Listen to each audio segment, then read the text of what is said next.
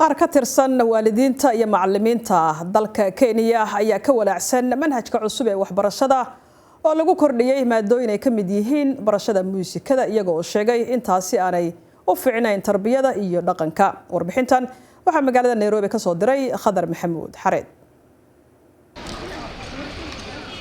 manhajka cusub ee waxbarashada ee dawladda Kenya ee loo soo gaabiyo CBC ayaa wajahaya caqabado iyo culeysyo kaga imaanaya dhanka waalidiinta Kenyaanka kuwaasoo sheegaya in manhajka cusub uu shaqo badan iyo culeys badan geliyay waalidiinta waxaana waalidiintaasi walaaca muujinaya kamid ah kuwa Soomaalida Kenya oo sheegaya in manhajkan cusub lagu soo kordhiyay maadooyin cusub oo ay sheegayaan inaysan u wanaagsanayn dhanka tarbiyada carruurtooda. Waalidiinta ayaa sidoo kale sheegaya in daruufaha dhaqaale ee ka dhashay hoos u dhaca dhaqaale ee ka jira dalka Kenya uu hadda xaaladda uga sii daray xilliyadii ay bixin jireen lacagaha waxbarashada carruurtooda oo la kordhiyay iyo daruufo kale.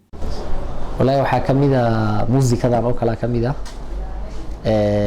muusikada naftirkeeda anaga dad muslimiin haddaan nahay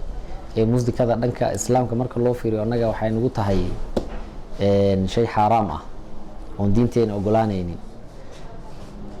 marka anaga marka dhankaas kale baan xoogaha aan aad uga cabsanay carruurta qaasatan carruurteedana wiilal gabdhana way isugu dhex jiraan meesha. dhibaatada waalidiinta ay ka cabanayaan waxa weeye iyadoo marka horeba taamamkeedii la yareeyay oo taamkii saddex bilood la suubin jiray hadda laba bilood loo bedelay iyo tan kalena qarashkii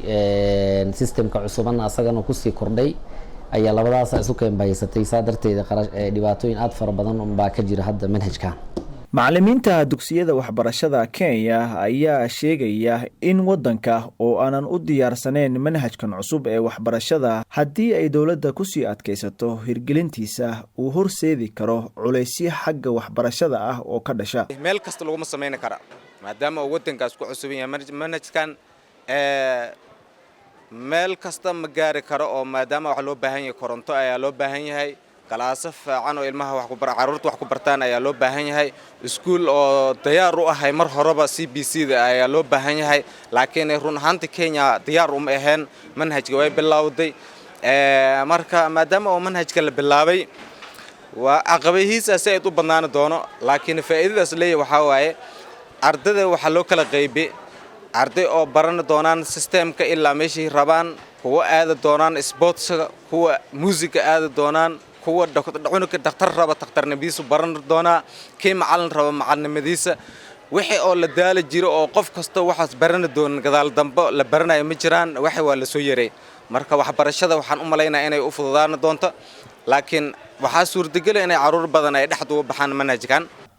aqoon-yahanada dhanka waxbarashada ee Kenya ayaa aaminsan in si loo hirgeliyo manhajkan cusub ee waxbarashada dawladda looga baahan yahay inay wacyigelin ay u sameyso dadka si loo hirgeliyo manhajkan maadaama ay jiraan faa'iidooyin uu ardayda u leeyahay. manhajkan cusub Kenya curriculum based competency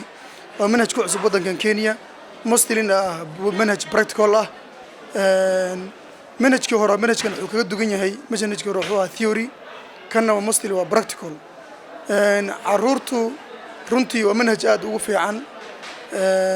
wuxuu soo ziyaadinay waxyaalo badan muusigii aadkii technology-gii shaqooyinkii gacanta dhanba ilmaha aad ula qabsanayaan manhajkan waxaa looga dayanayaa oo laga soo guuriyay oo dawladdan Kenya runtii hadda ay uga dayanaysaa dawladaha Singapore iyo China